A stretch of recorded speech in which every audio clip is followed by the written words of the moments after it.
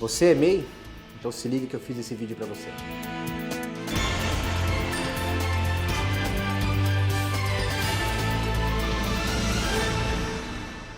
Vamos lá, galera. Esse conteúdo eu fiz exclusivo para os MEIs. De acordo com os últimos vídeos que eu postei, o pessoal teve bastante dúvidas, me mandaram bastante questionamentos, né? E eu vi que tem bastante gente que resolveu empreender e aí, por uma questão econômica, justo, abriu um MEI. Mais barato, não tem alvará, não tem aquelas contribuições. O imposto é fixo, você sabe exatamente o quanto que vai pagar todo mês de impostos. Pode registrar até um funcionário. Show de bola. Esse vídeo não é para, digamos, criticar o MEI, dizer que não, o MEI não serve. Sim, o MEI serve. Entretanto, ele tem os prós e os contras. Não vamos entrar muito no detalhe técnico de quanto que o MEI pode faturar por ano, 81 mil reais por ano, 6.750 por mês, tá? Não vamos entrar muito nisso. O que eu quero aqui é tentar abrir um pouquinho a tua mente. Que o MEI é bom? Volto a dizer, sim, é bom. Entretanto, ele limita um pouco, dependendo do tipo de atividade. Vou te dar um exemplo. O cara que vende pipoca na praça, tudo bem ele ser MEI. Por que eu te digo tudo bem ele ser MEI? Se o faturamento dele é de 81 mil reais por ano, 6.750 por mês, quando é proporcional, se acaso ele abriu naquele ano, né? Ele é proporcional. Dentro desses 6.750, ele vai tirar o custo de produção da pipoca, todo o gasto que ele tem com logística, o próprio imposto, e vai sobrar uma rentabilidade ali no mês para ele, certo? Certo. Ele consegue sobreviver? Consegue. Vamos imaginar que que ele venda o teto, 6.750 por mês. Desses 6 mil, no caso da pipoca, você tem um exemplo, é relativamente barato. Mas vamos pegar agora alguém que fabrica bolos, que fabrica sanduíche natural, algo no sentido. Aquelas pessoas que vendem produtos aí, artesanal, na praça, etc. Ali tem um custo um pouquinho maior. Hipoteticamente, vamos imaginar, aqui eu estou chutando, nunca fiz avaliação de custo de produção dessa linha de produtos, mas por um chute eu acredito que de 30% a 40% desse valor seja consumido com o gasto de produção. Vocês concordam comigo? Beleza. Se 30% eu gasto para produzir o meu produto, me sobra 70%. Show de bola. Se a gente pegar esse valor de 6.750, partindo do princípio que ele está no teto, né? E aplicar os 70%, significa que 4.725 sobra para ele. É um bom salário. Para um pai de família, ele consegue sustentar a família dele. Claro que teria que tirar alguns outros, o custo variável, digamos assim. Mas sobrar um salário de 4 mil reais, tá bom. Mas e se esse cara precisar contratar um colaborador? Será que com 6.750 ele consegue se manter? Eu vou te afirmar que é quase 100% que não. Que ele não vai conseguir, com esse teto de faturamento, se manter dentro do MEI. E por que eu estou te afirmando que esse MEI dificilmente consegue manter o registro de um colaborador? Lembrando, mantendo o teto de 81 mil reais por ano. Se a gente for registrar um colaborador, vou falar de uma categoria aí na média, salário base aqui na nossa região, algo em torno de R$ 1.300. Para esse MEI, o custo mensal, existe o custo financeiro e as provisões, décimo, férias, né? O custo mensal para esse MEI gira na casa de R$ 1.723,58. Então o que eu quero dizer?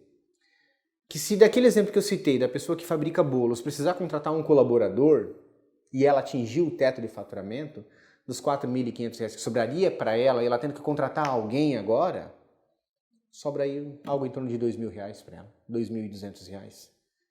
E aí? Será que está valendo a pena agora ficar ainda dentro do MEI? Claro que você vai ultrapassar esse teto. A tendência é que se tu contratou mais um colaborador é que a tua produção aumentou. Se a tua produção aumentou, teu faturamento também aumentou. E se o faturamento aumentou, tu acabou de sair do MEI. Concorda comigo? Concordo, eu sei que concordo. Pois é. Vai ser o bicho agora ter que pagar todos os impostos, porque a primeira modalidade que você sai do MEI é o Simples Nacional. Automaticamente a tua empresa vira uma firma empresário e ela é enquadrada no Simples Nacional. Dependendo ali do faturamento, a alíquota dela começa ali em 4,5%, 5%, 6%, depende muito do faturamento e da atividade. Hipoteticamente falando, vamos imaginar que ela esteja aí com uma alíquota de 5% ao mês. uma empresa de pequeno porte, que pague 5%. Vai ficar mais caro os impostos? Sim, vai ficar mais caro os impostos. Em relação àquele mesmo colaborador que eu citei o exemplo para vocês, né? Esse mesmo colaborador com o mesmo salário base, no MEI, ele pagaria 1.723. Até fiz uma planilhazinha aqui para demonstrar isso. 1.723,58. No Simples Nacional, este mesmo colaborador vai me custar 1.677. Um pouquinho mais barato.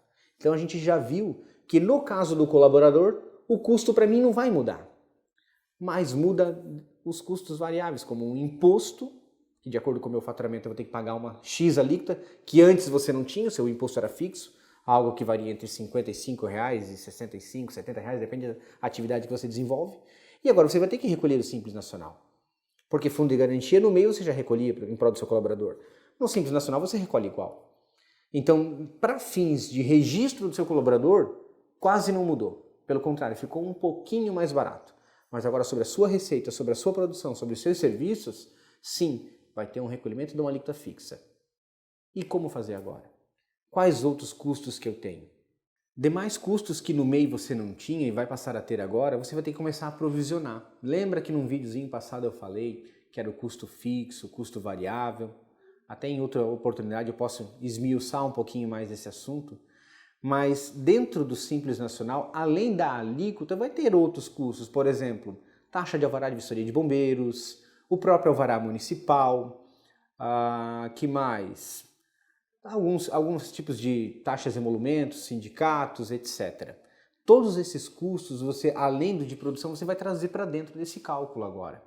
Então, vai ter que repassar na formação do preço de venda. Para simplificar um pouquinho a nossa conta, imagine hipoteticamente que se aquela senhora que vendia o bolo a R$100 antes trabalhando no MEI, agora agregando esse custo, digamos, da questão dos impostos, se ela paga 5% de imposto, aí tem que ter um cuidado nessa conta também, tá? O pessoal costuma fazer errado. Se ela pagava 100, agora ela tem 5% de Simples Nacional, então ela tem que botar o preço do produto dela para R$105? Não. Nós temos um detalhe aqui, que não vou entrar no mérito se é legal ou ilegal, digamos assim, de uma forma um pouco mais jurídica, um pouco mais técnica, o imposto acaba decidindo sobre ele próprio. A gente teria que, para poder chegar ao valor real, final dessa formação de preço de venda, só colocando em cima, esquecendo os demais custos, colocando apenas o imposto, se ela fabricava R$100, você vai ter que dividir por 0,95. Por quê? Porque é de cima para baixo que a gente tem que aplicar o imposto. O imposto é sempre sobre o preço final. Então, se pegar R$100, divide 95, significa que ela vai ter que vender esse produto agora por R$ 105,26. Porque se pegar 105,26 menos 5% é igual a 100. Volta para o mesmo preço que ela aplicava antes quando ela era MEI. Então aumentou nesse exemplo que eu dei de 5%, aumentou 5,26% no preço do produto dela.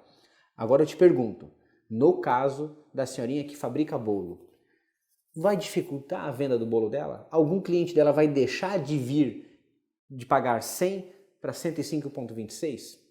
Quase certo que não. Porque uma das discussões que eu estava tendo com um colega meu, quando você vende, além de produto, você vende você. Você vende a sua qualidade. Você vende a sua história, a sua imagem. E é isso que às vezes as pessoas estão comprando. Não é só preço. Então, muitas vezes as pessoas deixam de crescer. Por que eu citei o exemplo do MEI?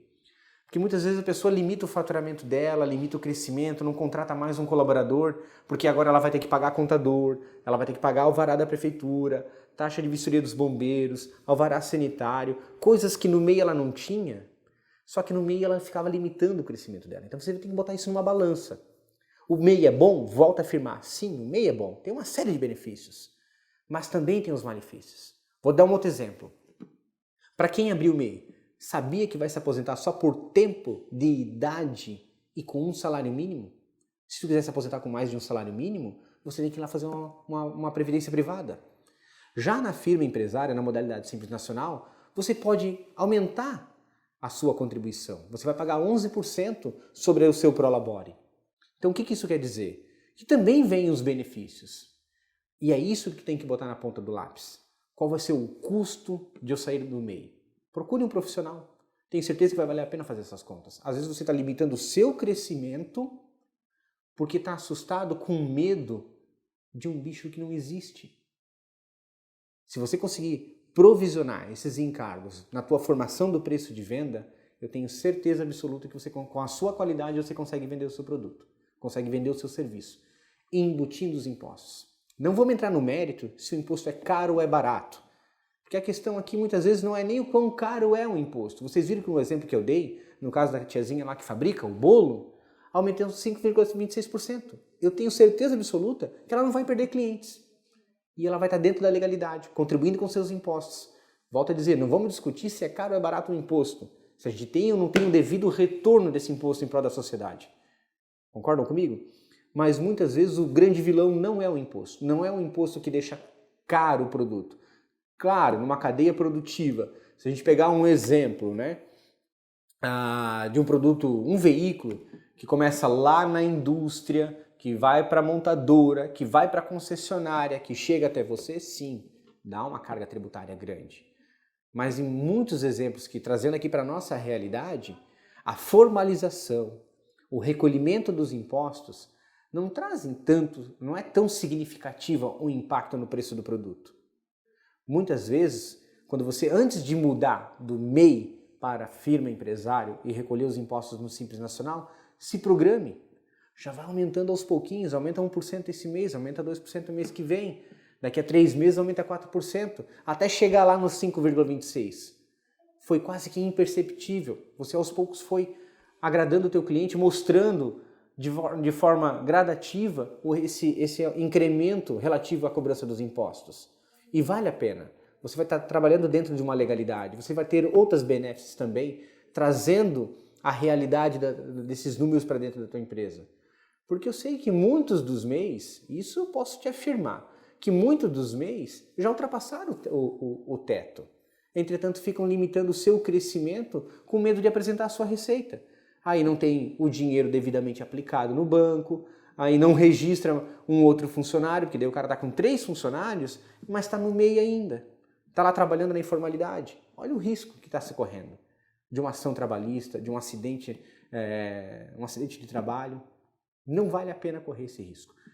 Coloque no papel, planeje seus números. Se você não sabe fazer, procure um profissional da área que te auxilie e você vai ver que muitas vezes é sim possível absorver esse custo dentro do teu plano de negócio. Tá ok? A mensagem que eu tinha para vocês seria essa. Se ficar alguma dúvida, tem problema, bota aqui embaixo, manda perguntinha para mim, que aos pouquinhos a gente vai trabalhando junto e tentando sanar as dúvidas de todos. Beleza, galera? Obrigado, forte abraço.